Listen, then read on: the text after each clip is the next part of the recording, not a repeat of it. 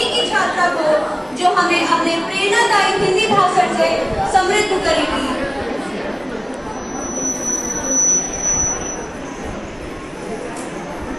ज्ञान की अधिष्ठात्री देवी मां शारदे, भगवान रस ओम एवं प्राणों से प्यारी भारत मां को मैं शत नमन वंदन करती हूँ। तत्पश्चात मंत्रासीन सम्मानीय मुख्य अतिथि महोदय, इस विद्यालय का सर्वांगीण विकास करने वाले प्रधानाचार्य जी, गुरुजन वृंद, आए हुए सम्मानित लोग एवं मेरे प्रिय सहपाठियों, मैं संस्था 10th जी से आप सभी को स्वतंत्रता दिवस की शुभकामनाएं देती हूँ। आज का दिन हमारे लिए गर्व का दिन है। इस दिन से पूर्व हमारा प्यारा भारत देश, हमारा प्यारा हिंदुस्तान अंग्रेजों के पराधीन था।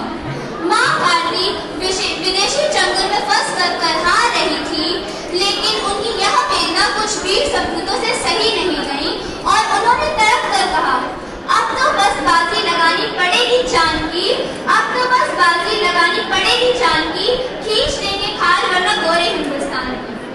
मैं प्रणाम करती हूँ उन वीर बलिदानियों को, जिनके बलिदान के कारण आज हमारा भारत देश अंग्रेजों से आजाद है। लेकिन यह हम भारतवासियों का दुर्भाग्य है कि इस स्वतंत्र भारत में भी हम स्वतंत्रता की सांस नहीं ले पा रहे हैं।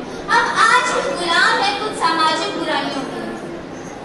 क्या एक नारी होने के नाते मैं आप सभी से पूछना चाहूंगी कि क्या हम सचमुच में आजाद हैं? नहीं। क्या हम उस देश को आजाद कहेंगे जहां कुछ जगहों पर हिंदू सुनकर मार दिया जाता है और अब यहाँ ब्राह्मण वैश्य शूद्र करते रह जाते हैं? क्या हम उस देश को आजाद करेंगे जहां माता पिता अगर अपने घर से दूर बेटे को पढ़ने के लिए भेजते हैं तो उनको उसकी शिक्षा से ज्यादा सुरक्षा की चिंता सताती है?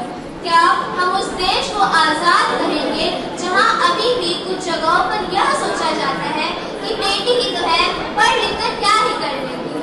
क्या हम उस देश को आजाद करेंगे जहां गलत के खिलाफ आवाज उठाने वाले टीचर्स को जेल में डाल दिया जाता है? क्या ऐसे ही भारत विश्वगुरु बन पाएगा? क्या हम उस देश को आजाद करेंगे जहां एक बेटा, एक मर्चेंट नेवी ऑफिसर महीनों बाद अपने घर लौट कर आता है अपने परिवार से मिलने, लेकिन उसका शरीर नीले रक्त टुकड़ों में पाया जाता है? क्या हम उस देश को आजाद करेंगे जहां अभी भी न जाने कितनी जगहों पर अपनी 2 दिन की इज्जत बचाने के लिए कुछ लोग अपनी बेटी के साथ हुए अन्याय को पुलिस स्टेशन तक लेकर नहीं जाते हैं, और जो लेकर भी जाते हैं उनका केस कोर्ट में फाइलों के बीच में बंद कर दिया जाता है? असल में वो केस नहीं होता है, वो आजादी होती है, वो दर्द होता है और लाखों बेटियों का जो सिर्फ कुछ पैसों के सामने नजरअंदाज कर दिया जाता है। क्या हम उस देश को आजाद करेंगे जहां एक लेडी डॉक्टर रात में हॉस्पिटल में लोगों की जान बचाकर अपने कमरे में आती है, लेकिन उसकी जान नहीं बच पाती है और उसको इंसाफ दिलाने के नाम पर हम 4 दिन मोमबत्तियां लेकर सड़कों पर उतर आते हैं और उसके बारे में कोई बात तक नहीं करना चाहता है? क्या ऐसी आजादी का सपना देखा था हमारे वीर शहीदों ने? क्या ऐसी आजादी के लिए खून बहाया था उन वीर बलिदानियों ने? क्या ऐसी आजादी चाहिए थी? क्या ऐसी आजादी के लिए भगत सिंह, राजगुरु सुखदेव जी हंसते हंसती फांसी पर अपनी जवानी लटकाए थे? क्या ये चाहिए था उन सभी को? अंत में मैं बस यही कहना चाहूंगी कि समस्या भी हमारे बीच में और समस्या का समाधान भी।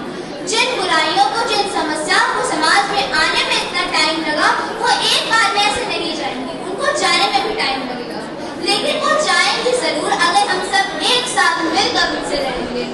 और जिस दिन भारत का एक नागरिक शारीरिक, मानसिक और आध्यात्मिक रूप से स्वतंत्र हो जाएगा, वास्तव में उसी दिन हम देश का स्वतंत्रता दिवस मनाएंगे। इन्हीं शब्दों के साथ मैं अपनी वाणी को विराम देना चाहूंगी। धन्यवाद।